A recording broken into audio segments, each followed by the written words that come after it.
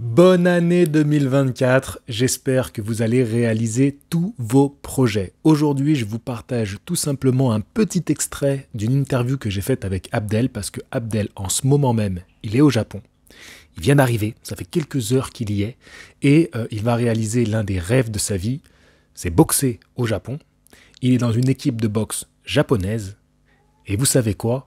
Cette équipe, c'est tout simplement la salle de boxe qui a été ouverte par le mangaka qui a créé Hajime no Ippo. C'est pourquoi je vous partage un petit extrait de cette émission. Parce que moi, ce que je pensais que tu allais dire, la différence, c'est qu'il y a la culture du manga, et dans le manga, il y a Ippo. C'est-à-dire qu'il n'y a aucun autre pays au monde où tu as un manga...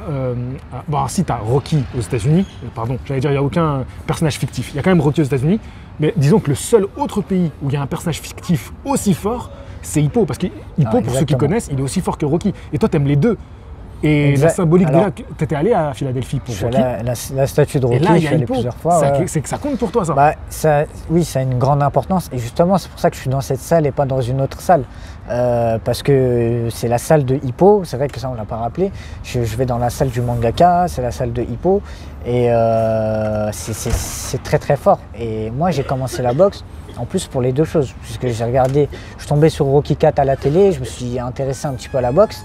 Et en fait, quand je suis tombé sur Ippo, mais là, j'ai eu c'était un coup de foudre. Je me suis dit, là, ce manga, ça me suit toujours. Hein. On en parle, de toute façon, des fois, des derniers chapitres qui sont sortis, etc. Je continue de regarder.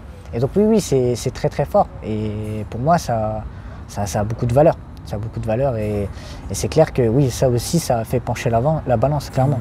Ça et d'autres choses qui peuvent être prévues là-bas. Tu penses que tu auras ton personnage dans Ippo l'année prochaine? Abdel. Abdel B. en vrai, on en rigole, mais ça serait pas impossible. Hein. Parce qu'imaginons, ça se passe bien à Tokyo, tu marques les esprits, t'as un profil tellement atypique que dans l'histoire de Ippo, il y a des personnages atypiques comme ça. Et il y avait ce personnage, donc l'afro-américain, qui est militaire, qui a ça, qui vient au Japon, qui se fait aimer des Japonais, qui fait son combat contre Ippo. Et c'est un peu cette histoire que tu vas vivre. Bah ouais, c'est vrai que c'est un petit peu. Sauf que je suis pas militaire, moi. Voilà, c'est ça. Mais non, bien sûr. Ouais, il y a pas. Écoute, on verra ce que la vie la vie nous réserve. Mais c'est vrai que ça peut être fou. C'est vrai que. C'est un peu une histoire de manga, ce que tu vas faire. Oui. Bien sûr. C'est vrai que il y a ce côté shonen, ce côté manga où tu te dis l'histoire elle est folle parce que en vrai de vrai, c'est Ippo vraiment qui m'a fait commencer la boxe. Et je me retrouve potentiellement à être dans la salle de Ippo et à boxer là-bas, de représenter Ippo, de représenter la salle. C'est ça qui est dingue. Et donc ça peut être... ça serait complètement fou. Si vous avez envie de soutenir ce projet, n'hésitez pas à faire un petit don sur la cagnotte. Je vous laisse imaginer le contenu qu'on pourra faire depuis le Japon.